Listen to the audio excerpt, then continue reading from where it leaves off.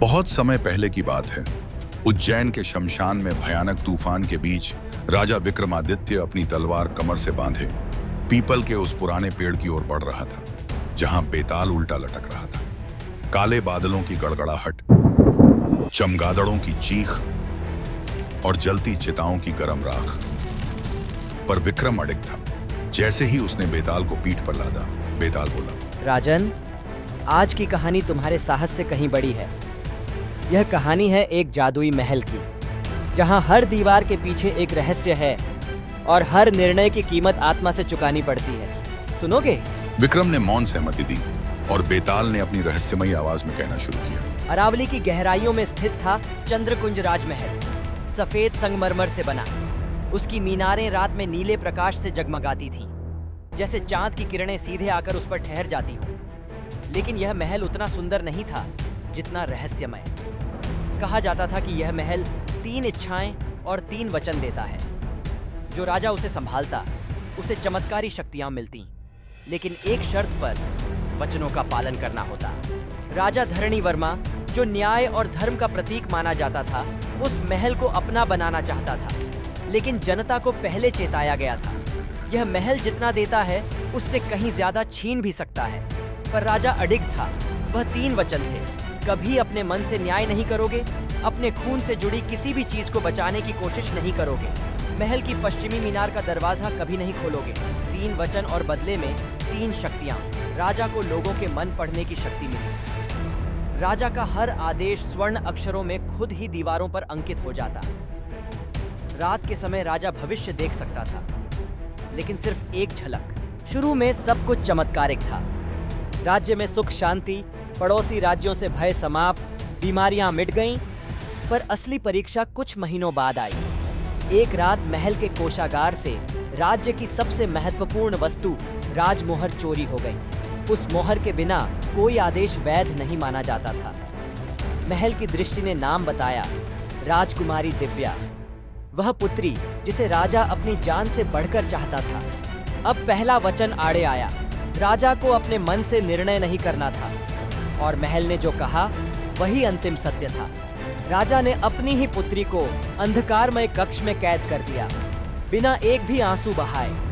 पूरा राज्य स्तब्ध रह गया, लेकिन कोई कुछ कह न सका। कुछ दिन बाद एक और घटना हुई। राजा के छोटे भाई अर्णव ने विद्रोह का षड्यंत्र रचा, लेकिन महल ने उसे निर्दोष बताया। राजा के सिपाही भ्रमित हो गए। उनके पास सबूत थे, लेकिन महल के वचन भारी थे। राजा ने अर्णव को मुक्त कर दिया। अब दूसरी शक्ति ने राजा को भविष्य दिखाया। उसने देखा कि 1 साल बाद उसका साम्राज्य नष्ट हो जाएगा और कोई अपने ही रक्त का व्यक्ति उसे धोखा देगा। राजा विचलित हो उठा और फिर एक रात तीसरे वचन को तोड़ने का निर्णय ले लिया। पश्चिमी मीनार का दरवाजा खोल दिया। अंदर था एक रहस्यमय कमरा। चारों दीवारों पर चित्र उभरने लगे। चित्र जो बोले नहीं, पर सब कह गए। पहले चित्र में दिखा, राजमोहर की चोरी दिव्या ने नहीं की थी, बल्कि अर्णव ने किया था, और उसने महल को भ्रमित करने के लिए जादू का सहारा लिया। दूसरे चित्र में अर्णव आने वाले वर्षों में राजा की हत्या कर खुद सिंहासन लेता। तीसरे चित्र में महल धीरे धीरे खुद एक जीवंत राक्षस में बदल जाता, और उस पर राज करने वाला उसका पहला शिकार होता।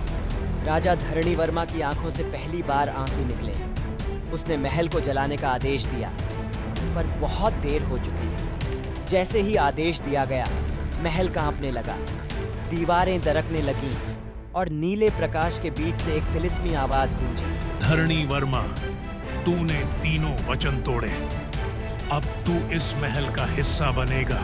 और अगली ही क्षण पूरी चंद्रकुंज मीनार एक तेज नीली रोशनी में समा गई। महल की जगह अब एक खंडहर था, लेकिन उसकी दीवारों से कभी कभी आज भी एक आवाज आती है, न्याय अंधा नहीं होना चाहिए, और वचन अगर विवेक को कुचल दें तो वो धर्म नहीं, अहंकार बन जाते हैं।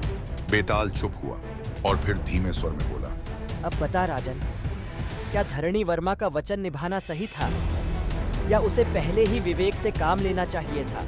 विक्रम ने गहरी सांस ली और जवाब दिया, वचन का मूल्य है, लेकिन उससे भी अधिक मूल्य है सत्य और न्याय का। अगर वचन सत्य को छिपाए और निर्दोष को पीड़ा दे तो वह वचन एक पाप है। राजा का धर्म केवल नियम निभाना नहीं, बल्कि विवेक से न्याय करना है। बेताल जोर से हंसा। राजन, एक बार फिर तुमने सही उत्तर दिया। अब मैं उड़ता हूँ और फिर मिलेंगे एक नई कहानी के साथ। और नीले प्रकाश के साथ वो फिर शमशान के अंधेरे में विलीन हो गया। ऐसी ही और कहानियों के लिए हमारे चैनल वैदिक फेबल से जुड़े रहिए।